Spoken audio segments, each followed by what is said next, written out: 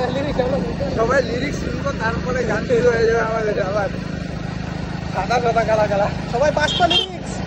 হ্যাঁ, শুরু করলাম। হ্যাঁ, কি জানি গানটা? সাদা সাদা কালা কালা।